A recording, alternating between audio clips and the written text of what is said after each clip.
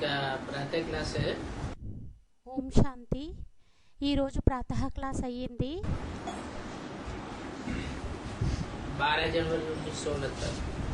12 జనవరి 1969.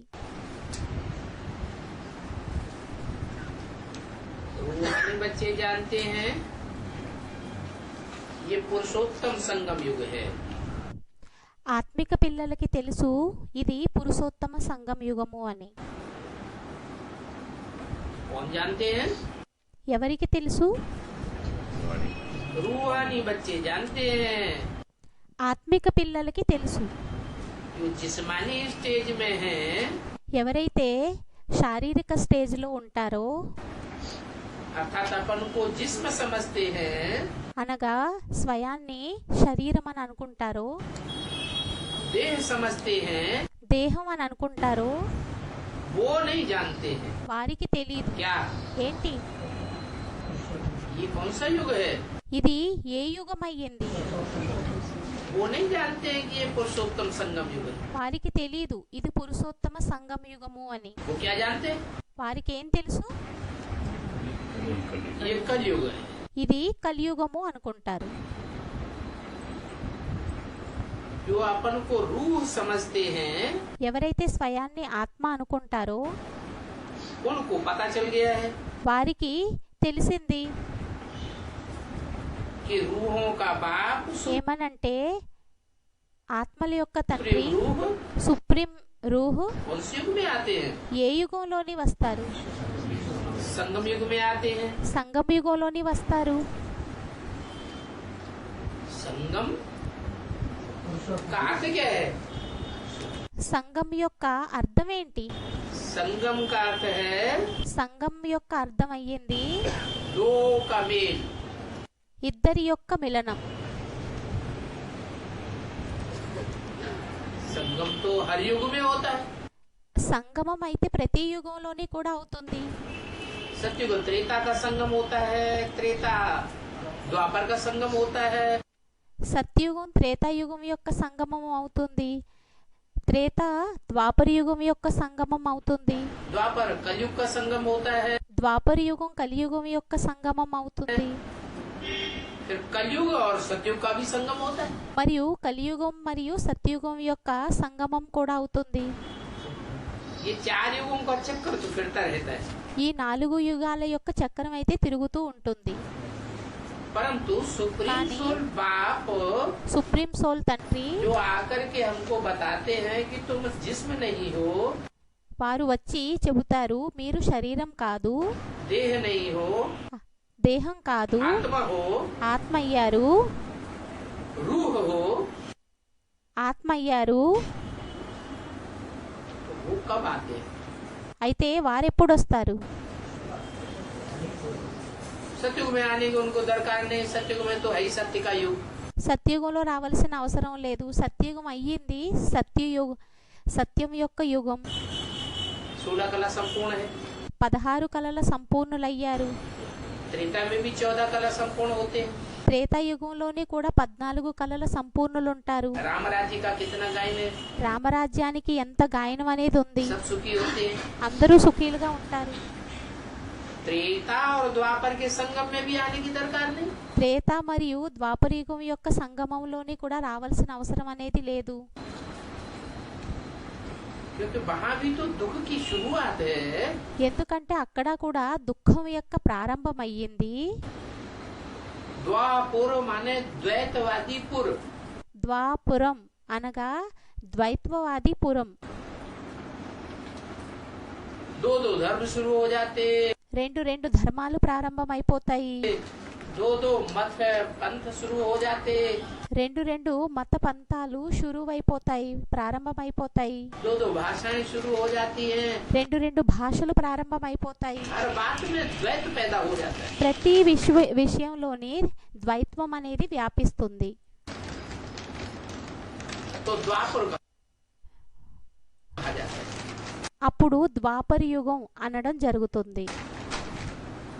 तो जहाँ द्वैत होगा అయితే ఎక్కడైతే ద్వైత్వం ఉంటుందో वहाँ झगड़ा होगा, అక్కడ కొట్లాట్లు అవుతాయా? या जहाँ एक होगा वहाँ झगड़ा होगा। లేక ఎక్కడైతే ఒక్కటి ఉంటుందో అక్కడ జగడాలు అవుతాయా? द्वैत माने विविचार, ద్వైత్వం అనగా వ్యభిచారం అయ్యింది. अद्वैत माने అద్వైత్వం అనగా अव्यभिचार। అవ్యభిచారం. द्वैत होता है तो बाप भी दो दो हो जाते हैं। ద్వైత్వం అయినట్లయితే తండ్రులు కూడా ఇద్దరిద్దరు అయిపోతారు. क्या ఏంటి? धर्मपिता है, ధర్మపితలు एक धर्मपिता रहता है, ఒక్క ధర్మపిత ఉంటారా? मान्यता प्राप्त, या మాన్యత ప్రాప్తించుకున్న వారు లేక दो दो धर्मपिता हो जाते हैं। ఇద్దరిద్దరు ధర్మపితలు అయిపోతారా? दो दो चार चार ఇద్దరిద్దరు నలుగురు నలుగురు धर्मपिताओं की संख्या बढ़ती जाती है। ధర్మపితల యొక్క సంఖ్య అనేది పెరిగిపోతూ వెళ్ళిపోతుంది.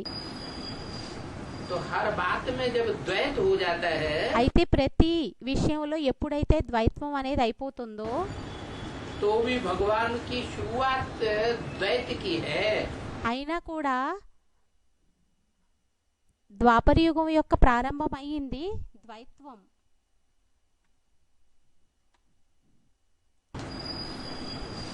तो हर बात में जब द्वैत हो जाता है అయితే ప్రతి విషయంలోని ఎప్పుడైతే ద్వైత్వం అనేది అయిపోతుందో तो भी भगवान की शुरुआत द्वैत की है। అయినా కూడా భగవంతుడి యొక్క ప్రారంభం అయ్యింది ద్వైత్వం. अंतिम स्टेज नहीं है, అంతిమ స్టేజ్ అనేది కాదు. इसलिए उसे बहुत दुख नहीं कहेंगे। అందువలనే దానిని చాలా దుఃఖం అని అనడం జరగదు. फिर आता है कलयुग। మళ్ళీ వస్తుంది కలియుగం. कलयुग में दुख तो होता है, కలియుగంలోని దుఃఖం అయితే ఉంటుంది. लेकिन कलयुग आदि में ज्यादा दुख होता है కానీ కలియుగం ఆదిలో ఎక్కువ దుఃఖం అనేది ఉంటుందా? या कलयुग अंत में ज्यादा दुख होता है? లేక కలియుగం యొక్క అంతిమంలో ఎక్కువ దుఃఖం అనేది ఉంటుందా? अंत में बहुत दुख होता है। అంతంలోని ఎక్కువ దుఃఖం అనేది ఉంటుంది. कलयुग अंत కలియుగం అంతం माने कलाहीन युग, అనగా కళాహీన యుగం.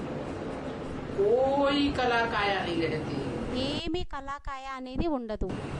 मनुष्यों में మనుష్యులలోని गुण जैसे रहते ही नहीं। గుణాలు ఏ విధంగాను అంటే ఉండనే ఉండవు.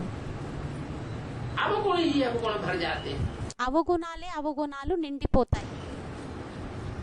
ये सबसे गिरा हुआ युग हो जाता है कलयुग के अंत में।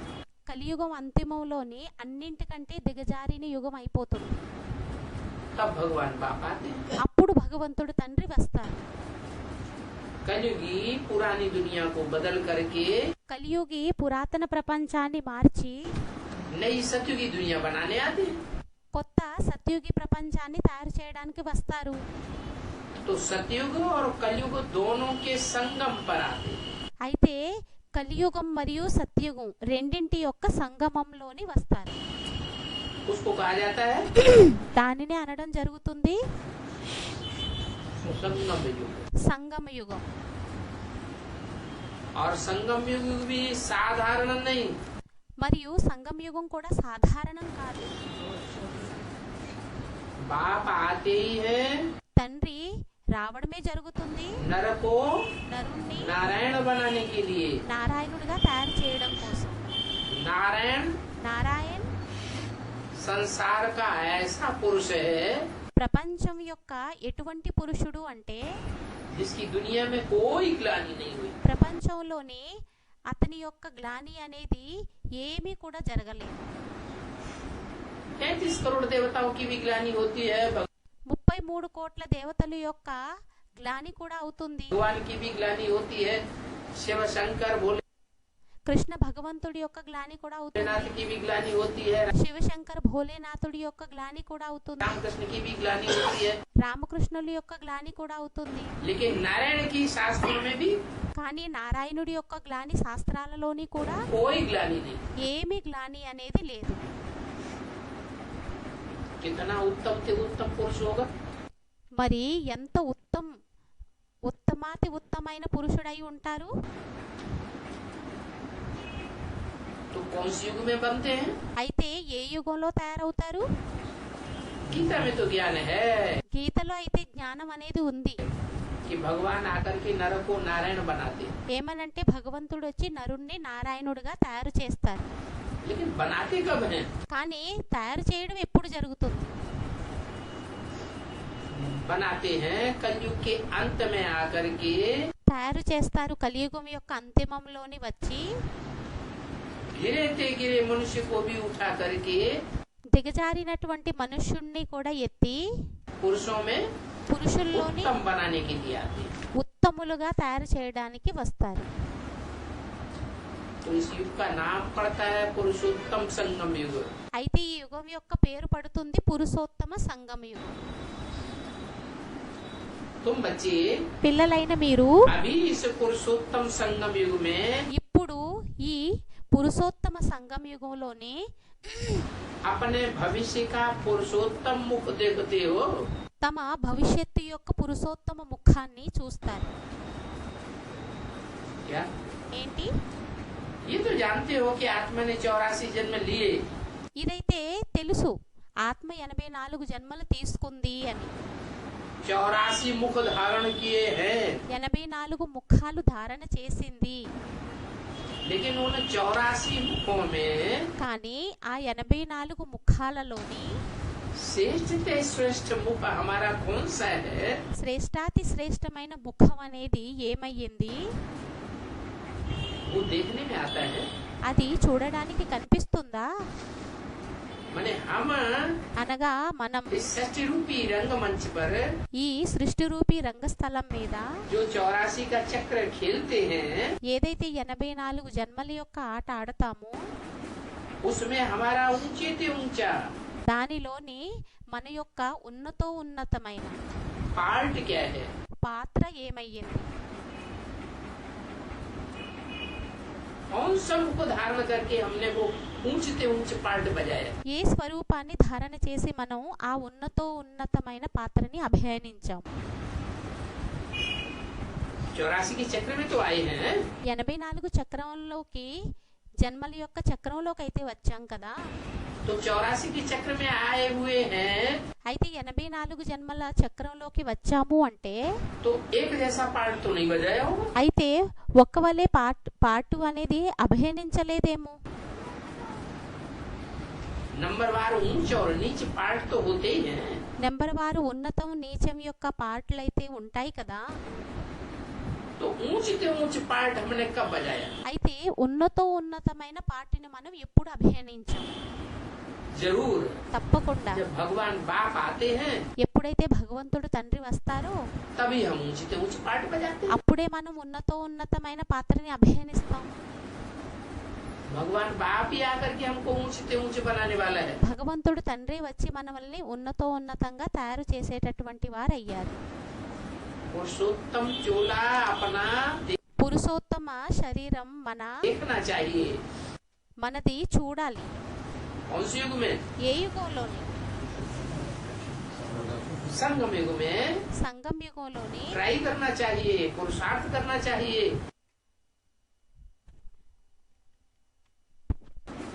उसमें हमारा ऊंचे से ऊंचा पार्ट क्या है? कौन सा मुख धारण करके हमने वो ऊंचते ऊंच पार्ट बजाया? 84 के चक्र में तो आए हैं, 84 జన్మల చక్రంలోకి అయితే వచ్చాం కదా. तो 84 के चक्र में आए हुए हैं, అయితే 84 జన్మల చక్రంలోకి వచ్చాము అంటే तो एक जैसा पार्ट तो नहीं बजाया होगा। అయితే ఒకవలే పాత్ర అనేది అభినయించలేదేమో. नंबर वार ऊंच और नीच पार्ट तो होते ही हैं, నెంబర్ వారు ఉన్నతం నీచం పాటలు అయితే ఉంటాయి కదా. तो ऊंचते ऊंच पार्ट हमने कब बजाया? అయితే ఉన్నతమైన పాటను మనం ఎప్పుడు అభినయించాం? जरूर తప్పకుండా जब भगवान बाप आते हैं ఎప్పుడైతే భగవంతుడు తండ్రి వస్తారో तभी हम ऊंचते ऊंच पार्ट बजाते हैं। అప్పుడే మనం ఉన్నతమైన పాటని అభినయిస్తాం. भगवान बाप ही आकर के हमको ऊंचते ऊंच बनाने वाला है। భగవంతుడు తండ్రి వచ్చి మనల్ని ఉన్నతలైన వారిగా తయారు చేస్తారు. पुरुषोत्तम चोला अपना देखना चाहिए। పురుషోత్తమ శరీరాన్ని మనది చూడాలి. कौन से युग में? ఏ యుగంలోని? संगम युग में సంగమ యుగంలోని ट्राई करना चाहिए, ట్రై చెయ్యాలి. पुरुषार्थ करना चाहिए ఏమనంటే పురుషార్థమని చెయ్యాలి. कि हमें अपना पुरुषोत्तम चेहरा देखने को मिले. ఏమనంటే మనది పురుషోత్తమ ముఖం అనేది చూడడానికి కనిపించే విధంగా పురుషార్థమని చెయ్యాలి.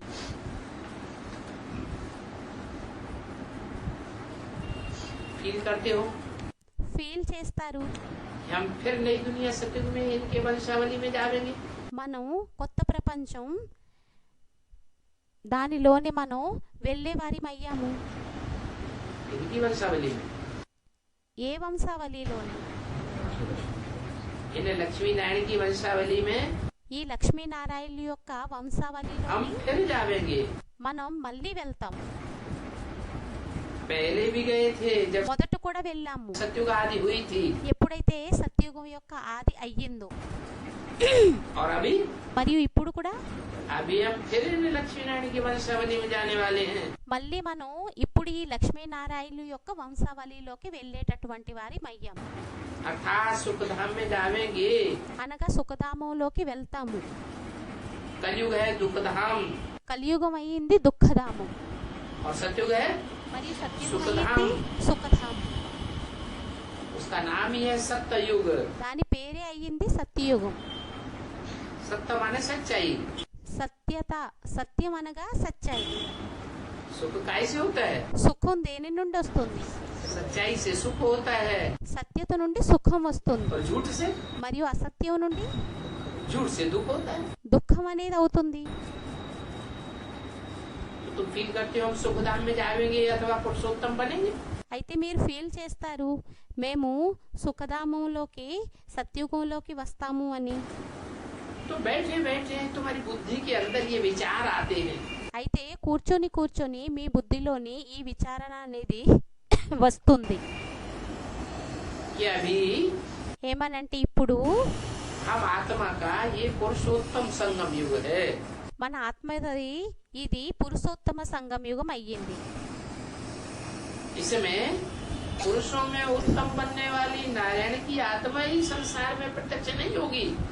దీనిలోని పురుషోత్తముడుగా అయ్యేటటువంటి నారాయణుడి యొక్క ఆత్మ మాత్రమే ప్రత్యక్షం అనేది అవ్వదు. लेकिन కానీ हमारी आत्मा भी మన ఆత్మ కూడా अपने श्रेष्ठ मुखड़े से प्रत्यक्ष होगी संसार जातियों के बीच.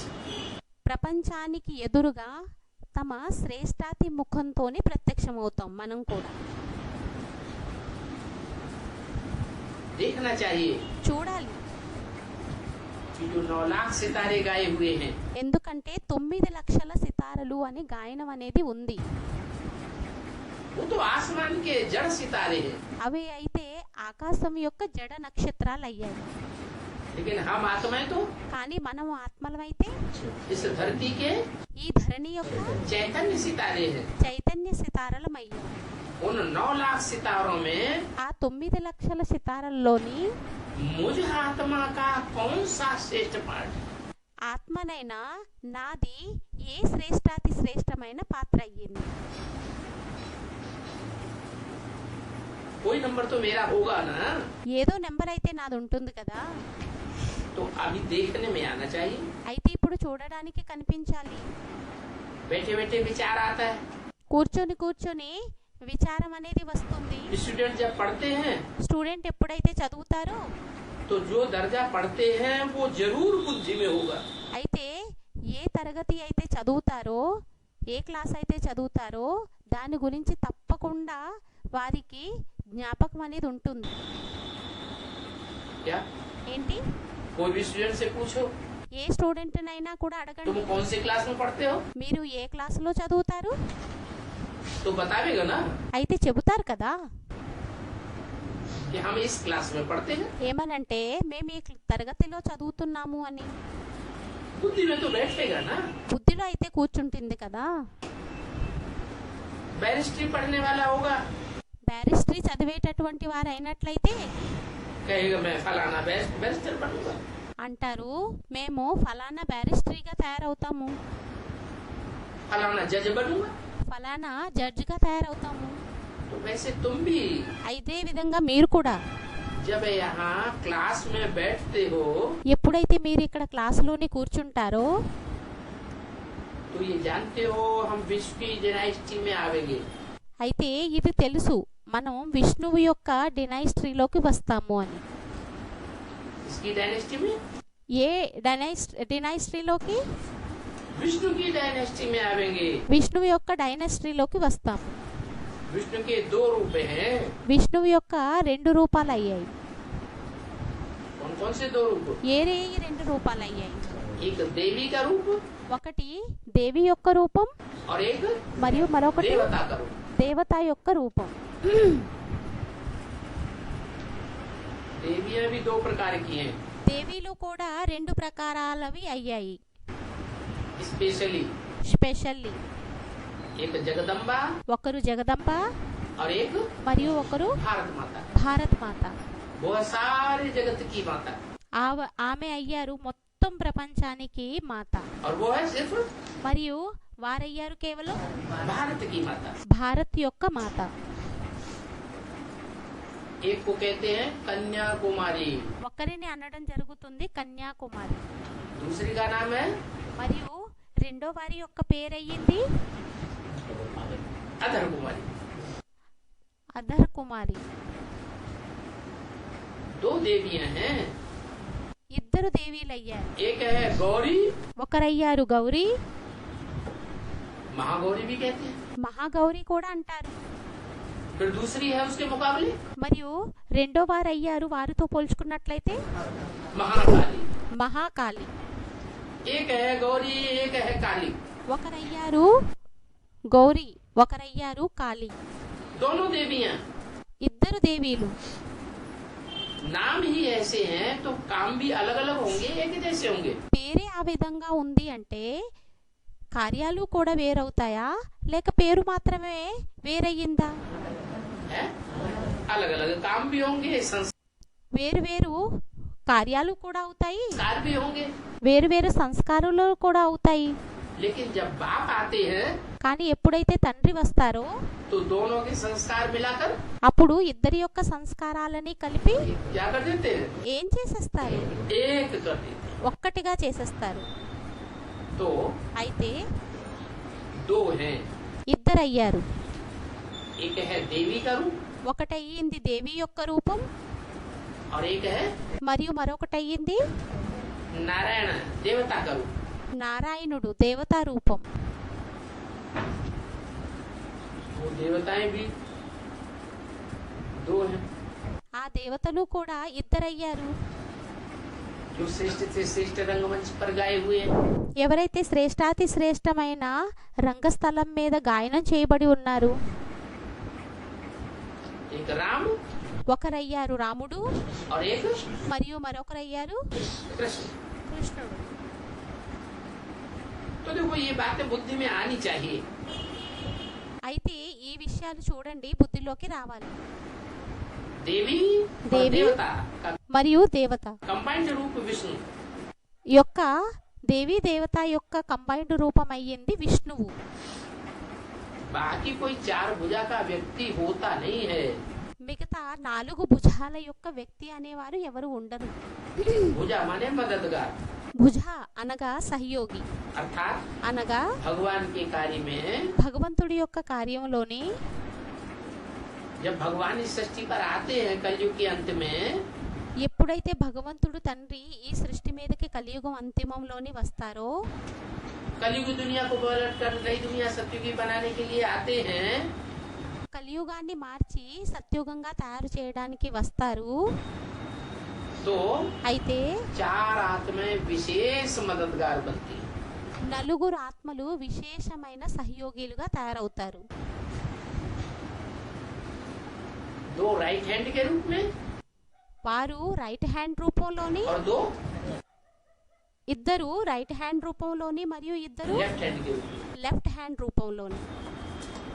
जो राइटियस रूप में मददगार बनती है ఎవరైతే రైటియస్ రూపంలోని సహయోగిలుగా అవుతారో वो हैं कृष्ण వారయ్యారు और राधा। కృష్ణుడు మరియు రాధ. और जो लेफ्टिस्ट रूप में मददगार बनती है वो है మరియు లెఫ్టిస్ట్ రూపంలో ఎవరైతే సహయోగిలుగా తయారవుతారో వారయ్యారు जगत पिता और జగత్ పిత మరియు जगदम्बा। జగదంబ. चारों के संस्कार मिलकर के एक हो जाते हैं। నలుగురి యొక్క సంస్కారాలు కలిపి ఒక్కటైపోతాయి. एक ग्रुप है स्थापनाकारी, ఒక గ్రూప్ అయ్యింది స్థాపనాకారి, दूसरा ग्रुप है మరియు రెండో గ్రూప్ అయ్యింది विनाशकारी। వినాశకారి. प्योरिटी से होती है स्थापना ప్యూరిటీ ద్వారా అవుతుంది స్థాపన, और प्योरिटी से होता है మరియు ఇంప్యూరిటీ ద్వారా అవుతుంది विनाश। వినాశనం. कितना संस्कारों में फर्क होगा, ఎంత సంస్కారాలలో తేడా అనేది ఉంటుంది. परंतु बाप आते हैं तो दोनों को संस्कार मिलाकर కానీ తండ్రి వచ్చినట్లయితే ఇద్దరి యొక్క సంస్కారాలని కలిపి एक कर देते हैं, ఒక్కటిగా చేసేస్తారు. एक रस संस्कार हो जाते हैं। ఒక్క రకం యొక్క ఏకరస సంస్కారాలుగా అయిపోతాయి.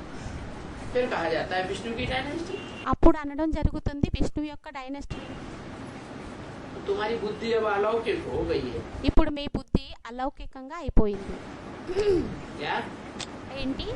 दुनियावी मनुष्यों की तरह तुम नहीं सोचते हो ప్రపంచం యొక్క మనుష్యుల వల్లే మీరు ఆలోచించరు. कि कोई ऐसा विष्णु होता होगा ఏమనంటే ఎవరో విష్ణువు అనేవారు ఆ విధంగా ఉంటారు అని, जिसको 4 भुजाएं होती होंगी।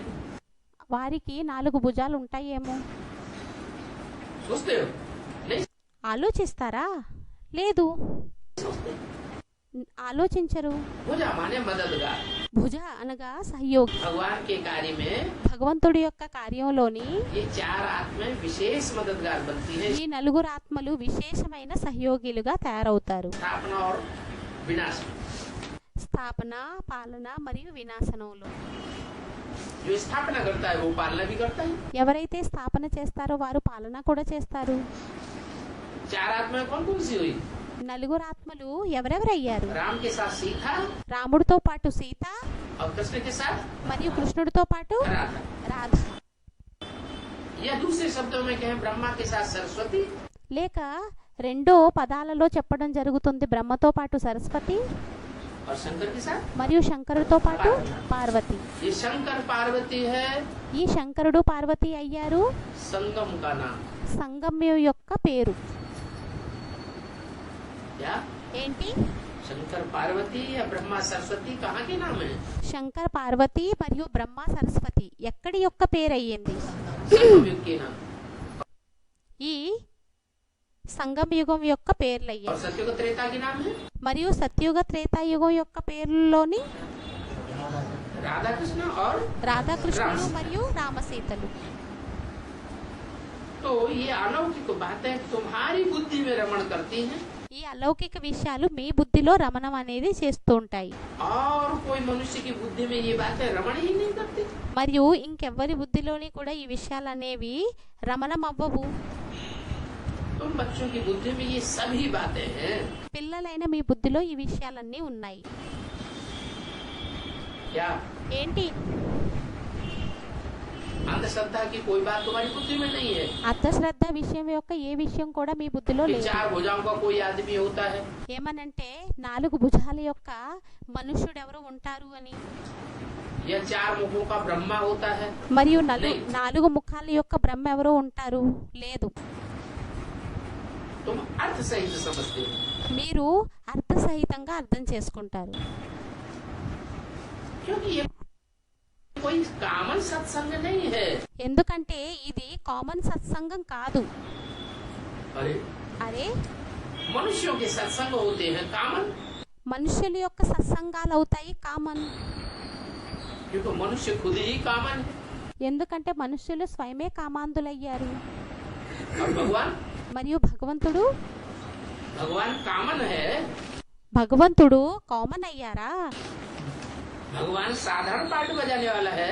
భగవంతుడు సాధారణమైన పాత్రని అభినయించేటటువంటి వారయ్యారా?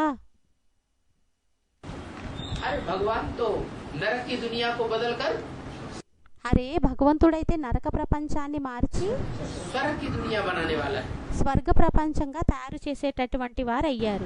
ये काम दुनिया में और कोई धर्म पिता नहीं कर पाया।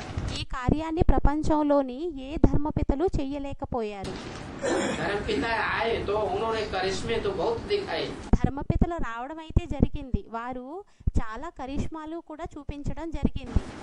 दुनिया की बड़ी बड़ी जनरेशन को कन्वर्ट कर लिया। ప్రపంచం యొక్క పెద్ద పెద్ద జనరేషన్ని వారు కంట్రోల్ చేసేశారు, ఏకత్రితం చేసేశారు. लेकिन क्या नहीं कर सके। కానీ ఏం చేయలేకపోయారు. हैं? नरक को स्वर्ग కానీ నరకాన్ని స్వర్గంగా कोई नहीं बना सका। ఎవ్వరూ కూడా తయారు చేయలేకపోయారు. तो जो नरक को स्वर्ग बनाता है అయితే ఎవరైతే నరకాన్ని స్వర్గంగా తయారు చేస్తారో वो है अनकामन। అదయ్యింది అన్కామన్, भगवान భగవంతుడు. उनका सत्संग भी వారి యొక్క సత్సంగం కూడా कामन सत्संग नहीं है। కామన్ సత్సంగం కాదు. यहाँ बैठे हो ఇక్కడ కూర్చొని ఉన్నారు, समझते हो हमारा बाबा सत्य है, అనుకుంటారు మా బాబా సత్యమైన వారయ్యారు. उस सत्य का नाम है शिव। ఆ సత్యం యొక్క పేరయ్యింది శివుడు. क्या ఏంటి? सत्य का नाम क्या है? సత్యం యొక్క పేరేమయ్యింది? शिव। శివుడు. सत्य एक होता है సత్యం ఒక్కటి ఉంటుందా या सत्य अनेक होते हैं? లేక సత్యం అనేది అనేకం ఉంటుందా? सत्य माने सच्चाई। సత్యం అనగా సత్యత. अंग्रेजी में भी कहते हैं गॉड इज ट्रुथ। అంగ్రేజీలోని కూడా అంటారు గాడ్ ఈజ్ ట్రూత్. जब गॉड ट्रुथ है మరి భగవంతుడు ఎప్పుడైతే ట్రూత్ అయ్యారో तो क्या एक अपने- है या अनेक है? మరి ఒక్కరయ్యారా లేక అనేకమయ్యారా? इसलिए कहते हैं ఒక్కరు అని చెప్పి స్టూడెంట్ అన్నారు. అందువలన God is truth, God is one. God is truth మరియు గాడ్ ఈజ్ వన్. सच्चाई एक ही होती है సత్యాయి అనేది ఒక్కటే ఉంటుంది और झूठ మరియు అసత్యం अनेक प्रकार का होता है। అనేక ప్రకారాలై ఉంటుంది. तो वो शिव बाबा रचयिता है, అయితే ఆ శివబాబా రచయిత అయ్యారు, సత్యమయ్యారు. उसको शिव कहा जाता है। వారిని శివుడు అనడం జరుగుతుంది. जो सत्य है ఎవరైతే సత్యమైన వారు అయ్యారో वो ही सत्य की स्थापन करता है। వారే సత్యుగాన్ని స్థాపన చేస్తారు. जो सत्य है మరియు ఎవరైతే సత్యమైన वही వారయ్యారు अकल्याण की दुनिया को दूर करता है। వారే అకల్యాణ ప్రపంచాన్ని దూరం చేస్తారు. कल्याण की दुनिया है అకల్యాణ ప్రపంచం అయ్యింది कलयुग। కలియుగం. को खत्म करके కలియుగాన్ని సమాప్తి చేసి क्या बनाता है? ఏం విధంగా తయారు చేస్తారు? सत्य को बनाता है। సత్యుగంగా తయారు చేస్తారు. ये कल्याण का कार्य ఈ కళ్యాణం యొక్క కార్యం उस एक के सिवाय और दुनिया में कोई भी नहीं कर सकता। इसलिए నేను తప్ప ఇంకెవ్వరూ కూడా ఈ ప్రపంచంలోని చెయ్యలేరు. उसका नाम है शिव। అందువలనే వారి యొక్క పేరు పడింది శివుడు. और మరియు ये शिव उसकी आत्मा का ही नाम है। ఈ శివుడు అనే పేరు అతని యొక్క ఆత్మ యొక్క పేరే అయ్యింది. और सबके शरीरों का नाम पड़ता है। మిగతా వారందరికీ శరీరాలకి పేరు పడతాయి. नाम काहे के आधार पर पड़ता है? పేరు అనేది దేని ఆధారంగా పడుతుంది? काम के आधार। तो కార్యం యొక్క ఆధారంగా. औरों ने सत्य काम किए అయితే వేరే వారు సత్య కార్యాన్ని చేశారా या असत्य काम किए? లేక అసత్య కార్యాన్ని చేశారా?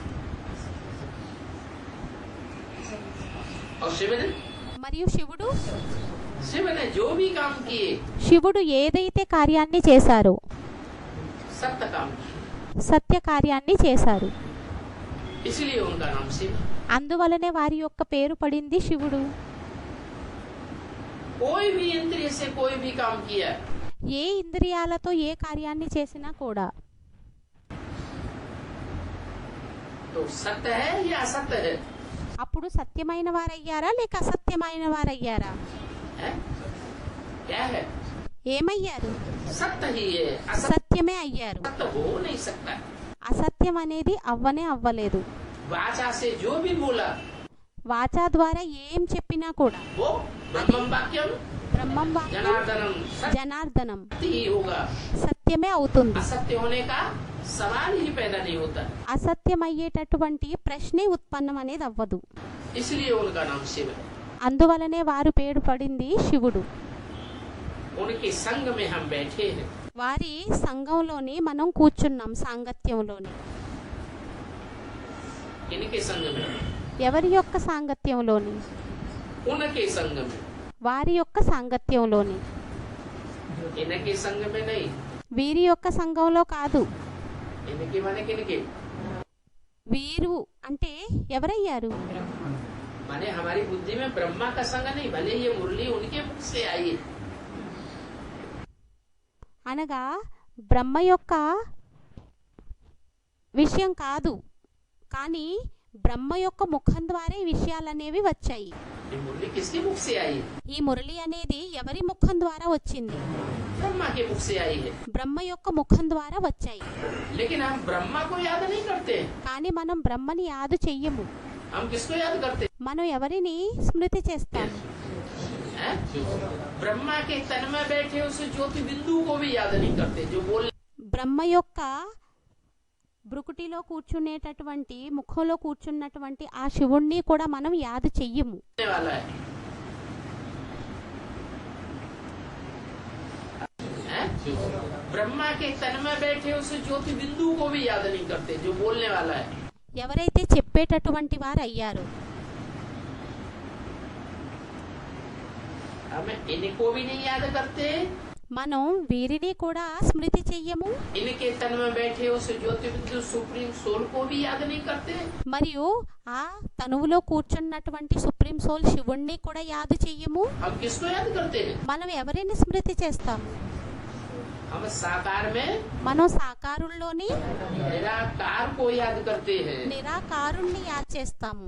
वो साकार ఆ సాకారుడు जो दुनिया का पतित से पतित तन है, ప్రపంచం యొక్క పతిత శరీరం కంటే ప్రతిత శరీరం.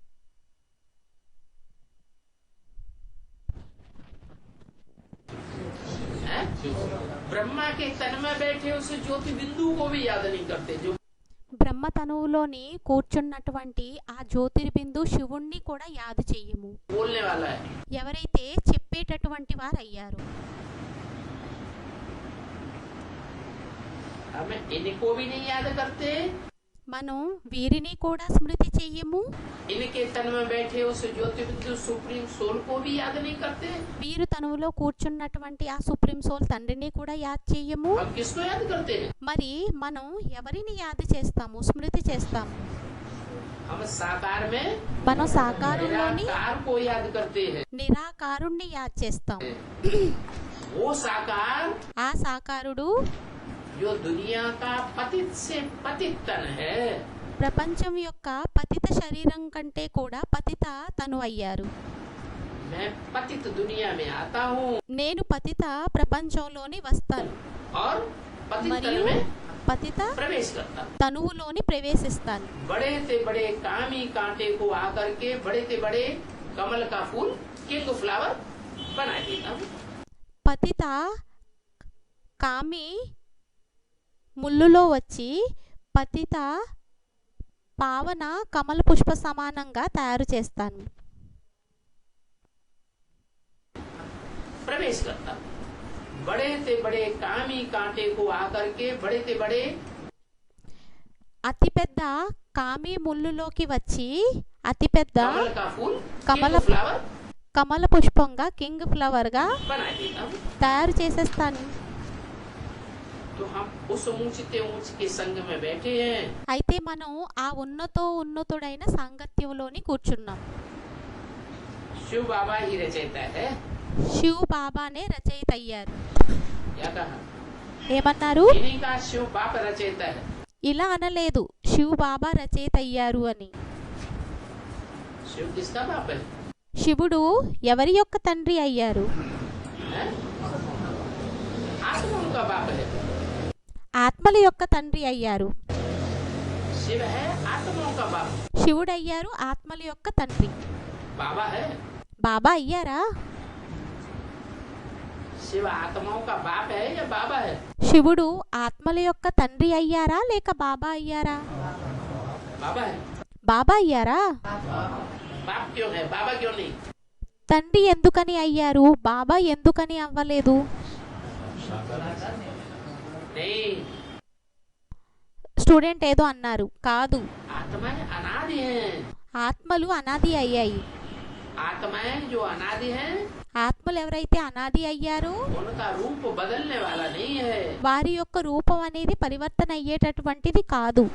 वो आज भी बिंदु है, వారు ఇప్పుడు ఈ రోజు కూడా బిందువు कल అయ్యారు, भी बिंदु थी నిన్న కూడా బిందువై ఉండేవారు, और आगे आने वाले समय में भी మరియు వచ్చేటటువంటి సమయంలోని కూడా आत्मा बिंदु ही है। ఆత్మ బిందువే అయ్యారు. उन बिंदु बिंदु आत्माओं का बाप ज्योति बिंदु है। ఆ బిందు బిందు బిందు ఆత్మల యొక్క తండ్రి జ్యోతిర్బిందువు అయ్యారు. वो बिंदु बिंदु आत्माओं का बाप है। వారు బిందు బిందు ఆత్మల యొక్క తండ్రి అయ్యారు. उसमें వారిలోని ढेर के ढेर संबंध बनते ही नहीं। అనేక సంబంధాలనేవి తయారవ్వవు. वो क्या है, सिर्फ వారు కేవలం ఏమయ్యారు? बाप है। తండ్రి అయ్యారు. वो ग्रैंडफादर नहीं बन सकता, వారు గ్రాండ్ ఫాదర్ గా తయారవ్వలేరు. वो चाचा नाना काका ताऊ नहीं बन सकता आत्मा। వారు చిన్నాన్నగా పెదనాన్నగా కాకాగా అవ్వలేరు. क्या है, ఆత్మలోకి ఏమయ్యారు? सिर्फ आत्माओं का बाप। కేవలం ఆత్మల యొక్క తండ్రి అయ్యారు. इसलिए बोला అందువలనే అన్నారు कि वो रचयिता नहीं है आत्माओं का। వారు రచయిత కాదు ఆత్మల యొక్క. कौन? ఎవరు? शिव बाप శివ తండ్రి आत्माओं का रचयिता नहीं। आत्माएं तो ఆత్మల యొక్క రచయిత కాదు. अनादि है ही है। ఆత్మలైతే అనాది అవ్వడమే అయ్యాయి. आत्मा रची जाती है क्या? ఆత్మల్ని రచించడం జరుగుతుందా ఏంటి? आत्मा नहीं रची जाती, ఆత్మల్ని రచించడం జరగదు. तो वो रचयिता नहीं है शिव बाप। అయితే వారు రచయిత కాదు శివ తండ్రి. जिसमें प्रवेश करता है वो ज्योति बिंदु, ఎవరిలో అయితే ఆ జ్యోతిర్బిందువు ప్రవేశిస్తారో वो है मनुष्य सृष्टि का बाप, వారయ్యారు మనుష్య సృష్టి యొక్క తండ్రి. प्रजापिता, ప్రజాపిత आदम, ఆదం, एडम, యాడమ్, आदिदेव। ఆదిదేవ్. जैनियों में आदिनाथ कहते हैं। జైనీలలోని ఆదినాథుడు అనడం జరుగుతుంది. उसमें प्रवेश करके వారిలో ప్రవేశించి वो रचयिता बनता है। किसका వారు రచయితగా అవుతారు. ఎవరి యొక్క रचयिता बनता है? రచయితగా తయారవుతారు? नई सृष्टि रचता है। కొత్త సృష్టిని రచిస్తారు. नई सृष्टि में भी सबसे पहले किसको रचता होगा? కొత్త సృష్టిలోని కూడా మొదట ఎవరిని రచిస్తారు?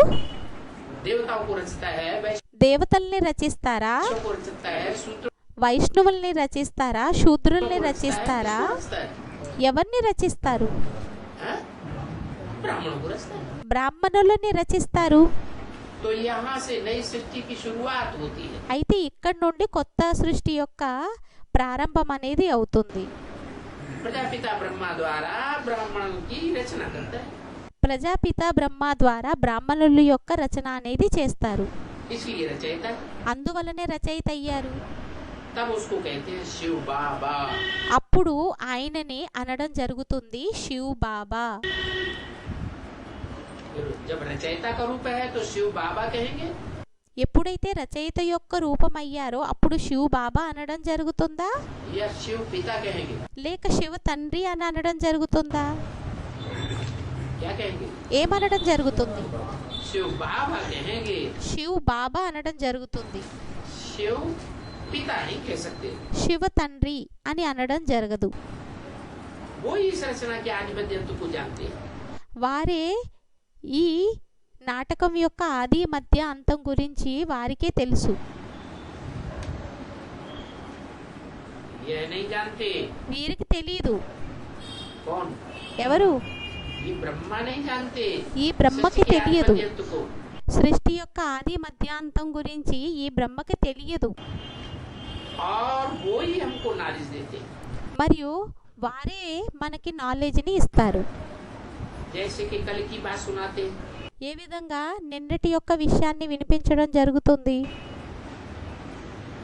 ऐसे सहज सहज बैठ के नॉलेज देते हैं। ఆ విధంగా సహజంగా కూర్చొని నాలెడ్జ్ని ఇస్తారు. आदि मध्य अंत की नॉलेज देते हैं ना। ఆది మధ్య అంతం యొక్క నాలెడ్జ్ని ఇస్తారు కదా. सभी की बुद्धि में ये चलता रहता होगा। అందరి బుద్ధిలోని ఇది నడుస్తూ ఉంటుందేమో. यहाँ बैठे हो, ఇక్కడ కూర్చొని ఉన్నారు, ये नॉलेज तो याद होगी ना। ఈ నాలెడ్జ్ అయితే స్మృతి ఉంటుంది కదా. आए हैं మనం వచ్చాము बाबा के पास బాబా దగ్గరికి रिजुविनेट होने के लिए, రిజివినేట్ అవ్వడం కోసం. अर्थात అనగా कैसे रिजुविनेट होंगे? ఏ విధంగా రిజివినేట్ అవుతాము? हैं? आत्मा रिजुविनेट होगी ఆత్మ या రిజివినేట్ शरीर అవుతుందా रिजुविनेट होगा? లేక శరీరం కూడా రిజివినేట్ అవుతుందా? हैं? आत्मा भी रिजुविनेट होगी ఆత్మ కూడా రిజివినేట్ అవుతుంది और शरीर भी మరియు శరీరం కూడా रिजुविनेट होगा। वो రిజివినేట్ हमारी అవుతుంది. आत्मा और शरीर रूपी नैया వారు మన యొక్క ఆత్మ మరియు శరీర రూపీ నవయ్యని दोनों का खिवैया एक ही बाप है। రెండింటి యొక్క కివయ్య తండ్రి ఒక్క తండ్రి అయ్యారు. हमारी आत्मा को भी మన ఆత్మని కూడా कहाँ ले जाएगा? ఎక్కడికి తీసుకొని వెళ్తారు? इसे पुरानी दुनिया से निकाल करके ఈ పురాతన ప్రపంచం నుండి తీసి नई दुनिया में ले जाने वाला है। కొత్త ప్రపంచంలోకి తీసుకువెళ్ళేటటువంటి వారు అయ్యారు. और आत्मा के साथ साथ हमारा शरीर भी మరియు ఆత్మ తోడులో మన శరీరాన్ని కూడా पुरानी दुनिया से निकलकर పురాతన ప్రపంచం నుండి తీసి नई दुनिया में जाने वाला है। लेकिन కొత్త ऐसा ప్రపంచంలోకి తీసుకువెళ్ళేటటువంటి వారు అయ్యారు. पुराना शरीर सड़ा हुआ जाएगा కానీ కొత్త ప్రపంచంలోకి పురాతన శరీరం కుళ్ళిపోయినది వెళ్తుందా या नया शरीर बनाकर ले जाएगा? లేక కొత్త శరీరాన్ని తయారు చేసి తీసుకొని వెళ్తారా? हैं? नया शरीर बना करके ले जाएगा, रिजुविनेट కొత్త శరీరాన్ని తయారు చేసి తీసుకొని వెళ్తారు, करके ले जाएगा। రిజివినేట్ చేసి తీసుకొని వెళ్తారు. तो आत्मा कहती है हमारा ये तमो प्रधान पुराना शरीर है। అయితే ఆత్మ అంటుంది ఇది మా 84వ జన్మ యొక్క పురాతన కుళ్ళిపోయినటువంటి శరీరం అయ్యింది. इनको बदल करके ऐसा लेने का है। దీన్ని మార్చి ఆ విధంగా తీసుకునేటటువంటిది అయ్యింది. पुराने शरीर को बदल कर పురాతన శరీరాన్ని మార్చి कैसा शरीर लेना है? ఏ విధమైనటువంటి శరీరాన్ని తీసుకోవాలి? ऐसा ऐसा माने कैसा? అలాంటిది అంటే ఎలాంటిది? लक्ष्मी नारायण जैसा। లక్ష్మీనారాయణులు వలె. एम ऑब्जेक्ट तुम्हारी कितनी सहज है। యామ్ ఆబ్జెక్ట్ అనేది మీది ఎంత సహజమైనది అయ్యింది. वो भक्ति मार्ग में भी गीता पढ़ते हैं, వారు భక్తి మార్గంలోని కూడా గీతని చదువుతారు, वहाँ भी एम ऑब्जेक्ट सुनाते हैं అక్కడ కూడా యామ్ ఆబ్జెక్ట్ని వినిపిస్తారు. कि भगवान जो ज्ञान देते हैं ఏమనంటే భగవంతుడు ఏదైతే జ్ఞానాన్ని ఇస్తారో नर अर्जुन को, నర అర్జునుడికి वो उसे नारायण बनाने के लिए देते हैं। అది నరుణ్ణి నారాయణుడిగా తయారు చేయడం కోసం ఇస్తారు. नारी द्रौपदी जो ज्ञान लेती है, నారీ ద్రౌపది ఎవరైతే జ్ఞానం అనేది తీసుకుంటుందో उस ज्ञान से नारी द्रौपदी नारायणी बनती है। ఆ జ్ఞానం ద్వారా నారీ ద్రౌపది నారాయణిగా అవుతుంది. तो ये उनका एम ऑब्जेक्ट हुआ। అయితే ఇది వారి యొక్క యామ్ ఆబ్జెక్ట్ అయ్యింది. परंतु वहाँ కానీ అక్కడ वो गीता पढ़ने से कोई बनता है क्या? ఆ గీతని చదివినట్లయితే ఎవరైనా తయారవుతారా ఏంటి? नर से नारायण कोई आज तक बना? నరుడి నుంచి నారాయణుడుగా ఈ రోజు వరకు ఎవరైనా తయారయ్యారా? नारी से लक्ष्मी कोई बना? నారి నుంచి లక్ష్మిగా ఎవరైనా అయ్యారా? नारायण नाम देते हैं నారాయణుడు పేరు ఇస్తారు. तो जैसा नाम है वैसा अर्थ भी प्रैक्टिकल में दिखाई देता है। అయితే ఎటువంటి పేరో అటువంటిది కార్యం కూడా ప్రాక్టికల్గా కనిపిస్తుందా? नारायण का अर्थ क्या है? నారాయణుడి యొక్క అర్థం ఏమయ్యింది? नार आयन। నార్ అయన్. नार माने ज्ञान जल, నార్ అనగా జ్ఞాన జలం, आयन माने घर। అయన్ అనగా ఇల్లు. जिसका घर कहाँ हो? ఎవరి ఇల్లు అయితే ఎక్కడైతే ఉంటుందో ज्ञान जल में ही जिसका घर हो। జ్ఞాన జలంలోనే ఎవరి యొక్క ఇల్లు అయితే ఉంటుందో, जैसा चित्र में बाबा ने दिखाया है लक्ष्मी नारायण को, ఏ విధంగా అయితే చిత్రంలోని బాబా చూపించడం జరిగిందో లక్ష్మీనారాయణులది कहाँ खड़े हैं? ఎక్కడ నిలబడి ఉన్నారు? अमेरिका का चित्र दिखाया है कि रसिया का चित्र दिखाया है, అమెరికా చిత్రాన్ని చూపించారా, రష్యా చిత్రాన్ని చూపించారా, समंदर का चित्र दिखाया है, సముద్రం యొక్క చిత్రాన్ని చూపించారా, कि आसमान दिखाया है, क्या లేక ఆకాశాన్ని చూపించారా, లేక ఏం చూపించారా? दिखाया है, कहाँ खड़े हैं? ఎక్కడ నిలబడి ఉన్నారు? अरे అరే भारत में खड़े नहीं, भारत का चित्र नहीं है। లక్ష్మీనారాయణలు చూపించడమా జరిగిందా? లేదు. क्या दिखाया है, कहाँ खड़े हैं? अरे भारत में खड़े नहीं, भारत का चित्र नहीं है। భారత్లో నిలబడి ఉన్నారా? భారత్ యొక్క చిత్రం అయితే కాదు. अरे चारों तरफ रोशनी ही रोशनी है, అరే నలువైపులా ప్రకాశమే ప్రకాశం అయ్యింది. कहाँ खड़े हैं? ఎక్కడ నిలబడి ఉన్నారు? यानी कि रोशनी ही रोशनी में खड़े। జ్ఞానం యొక్క ప్రకాశంలో వెలుగులోనే నిలబడి ఉన్నారు. इसलिए అందువలనే शिव के मंदिरों में जब पूजा करने जाते हैं శివుడి యొక్క మందిరంలోకి ఎప్పుడైతే పూజని చేయడానికి వెళ్తారో तो लोगों को ये पता नहीं है हम किसकी पूजा करने जाते हैं। జనానికి ఇది తెలియనే తెలీదు మనం ఎందుకు పూజ చేయడానికి వెళ్తాము అనేది. ऐसे ही शिवलिंग बनाकर पूजा करते रहते हैं। అలాగే శివలింగాన్ని తయారు చేసి పూజని చేసేస్తూ ఉంటారు. अभी बाप ने हमको समझाया है, ఇప్పుడు తండ్రి మనకి అర్థం చేయించారు. ये जो लिंग है, ఇది ఏదైతే లింగం అనేది ఉందో, ज्योतिर्लिंगम जिसे कहा जाता है, జ్యోతిర్లింగం అని దేనినైతే అనడం జరుగుతుందో वो क्या है? అదేమయ్యింది? वो नारायण का रूप है, అది నారాయణుడి యొక్క రూపమయ్యింది. प्रैक्टिकल साकार रूप, ప్రాక్టికల్ సాకార రూపం जो ఏదైతే ज्ञान की बातों में रमण करता रहता है, జ్ఞానం యొక్క విషయాలలోనే రమణం చేస్తూ ఉంటారు. ज्ञान की रोशनी में रमण करता रहता है। జ్ఞానం యొక్క వెలుగులోనే రమణం చేస్తూ ఉంటారు. ज्ञान ही उसका घर है జ్ఞానమే వారి యొక్క ఇల్లు అయ్యింది. और उसमें बिंदु दिखाते हैं। మరియు దానిలోని బిందువుని చూపిస్తారు. शिवलिंग में क्या दिखाते हैं? లింగంలోని దేనిని చూపిస్తారు? वो బిందువుని చూపిస్తారు. सुप्रीम सोल बाप की प्रवेशता की यादगार है। అది సుప్రీం సోల్ తండ్రి ప్రవేశతకు గుర్తు అయ్యింది. तो नाम देते हैं नारायण, అయితే పేరునివ్వడం జరుగుతుంది నారాయణుడు. समझते नहीं है कि नारायण कैसे। అర్థం చేసుకోరు నారాయణుడు ఎలా అయ్యారు అనేది. अभी हमारी बुद्धि में बैठ गया है, ఇప్పుడు మన బుద్ధిలో కూర్చుండిపోయింది.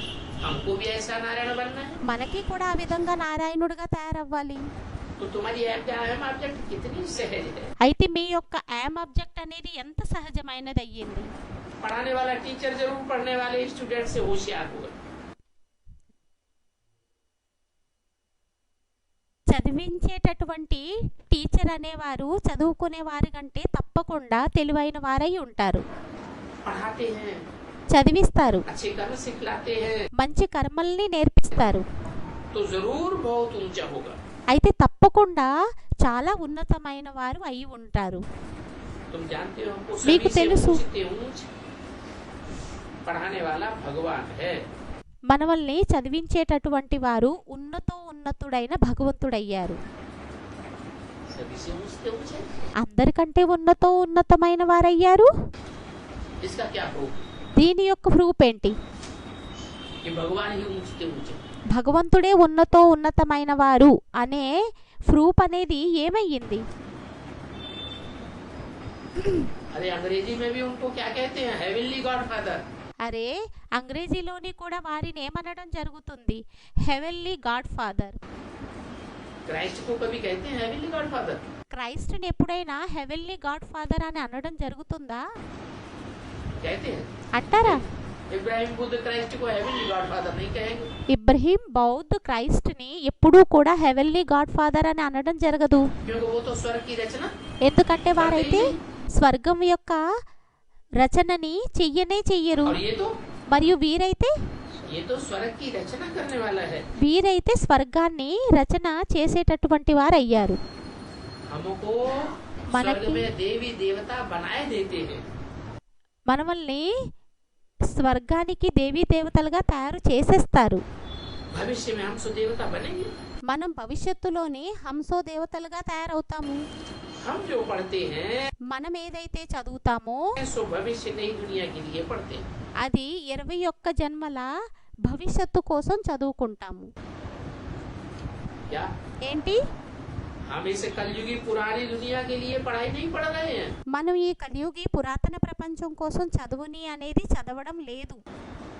कहाँ के लिए पढ़ाई पढ़ रहे हैं? ఎక్కడి కోసం చదువుని చదువుకుంటున్నాం?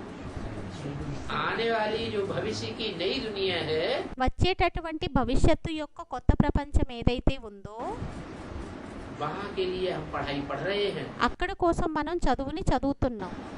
और एक जन्म के लिए पढ़ाई नहीं पढ़ रहे हैं। మరియు ఒక్క జన్మ కోసం మనం చదువుని చదవడం లేదు. हमारी पढ़ाई మన యొక్క చదువు 21 जन्मों के लिए खास है। 21 జన్మల కోసం ముఖ్యంగా అయ్యింది. जहाँ हम सत्युग त्रेता में देवता बनेंगे। ఎక్కడైతే మనం సత్యుగం త్రేతాయుగంలోని దేవతగా తయారవుతాము.